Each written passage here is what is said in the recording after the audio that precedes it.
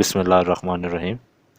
میرے معزز دوستو، ہم نے پہلے خطبے کا پہلا حصہ بیان کیا تھا اور اس خطبے کا بقیہ حصہ رہ گیا تھا، وہ اب ہم آپ کو بتانے لگے ہیں۔ پھر اسے پانی کے پلٹنے کا حکم دیا اور اسے اس کے پابند رکھنے پر قابو دیا اور اسے پانی کی سرحد سے ملا دیا۔ اس کے نیچے ہوا دور تک پھیلی ہوئی تھی اور اوپر پانی ٹھاٹھے مار رہا تھا۔ پھر اللہ سبحانہ نے اسے پانی کے اندر ایک ہوا خلق کی جس کا چلنا بانجھ بے ثمر تھا، اور اسے اس کے مرکز پر برقرار رکھا۔ اس کے جھونکے تیز کر دیے اور اس کے چلنے کی جگہ دور دراز تک پھیلا دی۔ پھر اس ہوا کو مامور کیا کہ وہ پانی کے ذخیرے کو تھپیڑے دے اور بحر بے کراں کی موجوں کو اچھالے۔ اس ہوا نے پانی کو یوں متھ دیا جس طرح دہی کے مشکیزے کو متھا جاتا ہے، اور دھکیلتی ہوئی تیزی سے چلی، جس طرح خالی فضا میں چلتی ہے اور پانی کے ابتدائی حصے کو آخری حصے پر اور ٹھہرے ہوئے کو چلتے ہوئے پانی پر پلٹنے لگی، یہاں تک کہ اس متلاطم پانی کی سطح بلند ہو گئی اور وہ تہ بتہ پانی جھاگ دینے لگا۔ اللہ نے وہ جھاگ کھلی ہوا اور کشادہ فضا کی طرف اٹھائی اور اس سے ساتوں آسمان پیدا کیے۔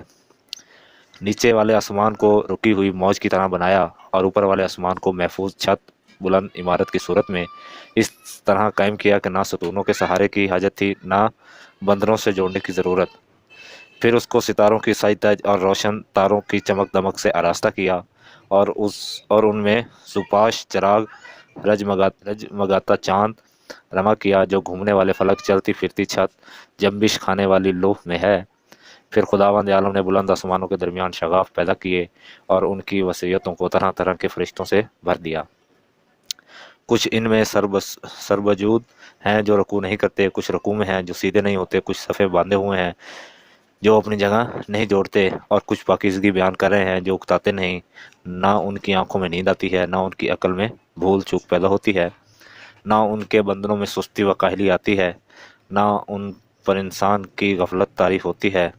ان میں کچھ تو وحی الہی کے امین، اس کے رسولوں کی طرف پیغام رسانی کے لیے زبان حق اور اس کے قطعی فیصلوں اور فرمانوں کو لے کر آنے جانے والے ہیں، کچھ اس کے بندوں کے نگہبان اور جنت کے دروازوں کے پاسبان ہیں، کچھ وہ ہیں جن کے قدم زمین کی تہ میں جمے ہوئے ہیں اور ان کے پہلو اطراف عالم سے بھی آگے بڑھ گئے ہیں۔